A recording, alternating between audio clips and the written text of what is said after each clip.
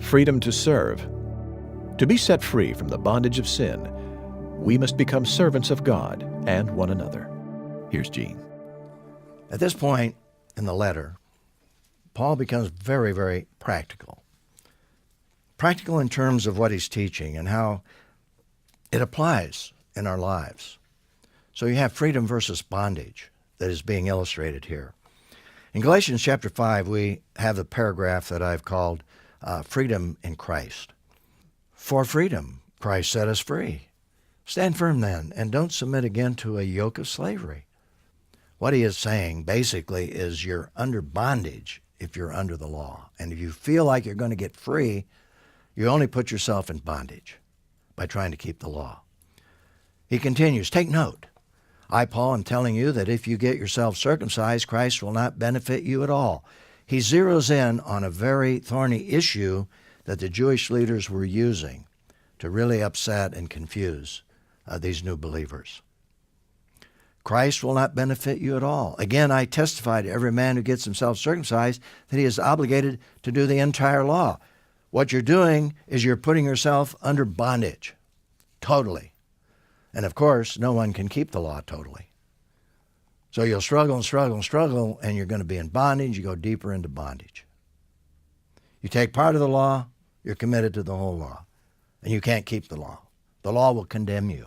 And by the way, that's the purpose of the law, we read, to bring us to Christ, make us aware of our sin. You, who are trying to be justified by the law, are alienated from Christ. You have fallen from grace. And there I don't believe he's saying you've lost your salvation. What he's saying is you're not living by grace. You're putting yourself in bondage. Grace will set you free. The law will simply bring you into more bondage. For we eagerly await through the Spirit, by faith, the hope of righteousness. Now again, he may be actually addressing people who are being deceived, who are not believers, who think they can become believers by keeping the law. He's addressing, I think, both here, those who have come to Christ, those who yet have not come to Christ. He continues, for in Christ Jesus, neither circumcision nor uncircumcision accomplishes anything. What matters is faith working through love. And so he's addressing a very practical issue here, and that is freedom in Christ. In verses 13 and through 15, he picks up this theme again, and he says, for you were called to be free, brothers and sisters. Only don't use this freedom as an opportunity for the flesh, but serve one another through love. And this gives us an insight into some of the other things that were happening, because those who were in bondage to the law were literally being dragged down into further bondage, but those who understood freedom were actually using this freedom to take advantage of God's grace. It reminds us of what he wrote to the Romans when he got to chapter 6, when he had been explaining that we're saved by grace, we're not under law. And then he says, because we're saved by grace, does that mean we're going to take advantage of it and sin? Are we going to take advantage of God's grace? He said, absolutely not. How can we? Once we've been saved by grace, God's free gift, live any way we want. But here's what we're to do. We're not to serve one another in the flesh. We're to serve one another in love, the love of Jesus. And then he says, for the whole law is fulfilled in one statement, love your neighbor as yourself. And that sounds like what Jesus was teaching the disciples in the upper room when he said, by loving one another as I've loved you, the whole world will know that you're my disciples. You're not doing this for your own good. You're doing it for the good of others. Love your neighbors yourself. But the opposite is, if you bite and devour one another, watch out, or you will be consumed by one another. That was the lesson that Jesus was teaching the disciples, because James and John were vying for power. They were selfish. And the other disciples were angry at them. They were really devouring one another, as it were. And so Paul is saying the very same thing as he writes to these Galatian believers. That raises a question, really. How can we be slaves and yet free? If we're slaves of Christ, how can we be free? Well, Paul addresses that. Here's Paul's response, I think, to that question.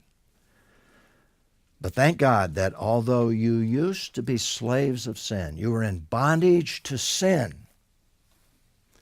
you obeyed from the heart that pattern of teaching to which you were handed over, and having been set free from sin, you became enslaved to righteousness. In other words, in Christ, that servanthood sets us free. I think Paul captures that tension and yet the resolution of that tension in Romans chapter 12, which, as many of you know, are two of my favorite verses because I quote them so often. I go back to these passages, these verses. Therefore, brothers and sisters, in view of the mercies of God, God's grace, I urge you to present your bodies as a living sacrifice, holy and pleasing to God. This is your true worship. Do not be conformed to this age. In other words, don't be conformed to the flesh and to this world, but be transformed by the renewing of your mind so that you may discern what is the good, pleasing, and perfect will of God. In other words, there's only one way to be totally free, and that's to be in bondage to Christ, to be His slave, to be His servant. Because when we walk in the will of God, it's good, it's pleasing, it's perfect. Doesn't mean it's always easy. Ask Paul about that. He was walking in the will of God, but look at all of the difficulties that he had. But in his heart and in his mind, he was free, incredibly free. You know, I was thinking as I was researching this that there's a well-known songwriter, late 1800s. His name was Philip Bliss. And his wife gave him a book that explained our freedom in Christ, what we've been talking about. And this song and the words went through my mind because I have sung it so many times in history past. And the words are simply this, and it's like Philip Bliss came into this understanding of what Paul is talking about. And here's what he said: free from the law, oh happy condition. Jesus hath bled and there's remission. Cursed by the law and bruised by the fall, grace hath redeemed us once for all. And then the chorus, he says, once for all, O sinner, receive it. Once for all, O friend, now believe it. Cling to the cross. The burden will fall. Christ hath redeemed us once for all. And I believe just in those words, he captures the essence of what Paul is writing about.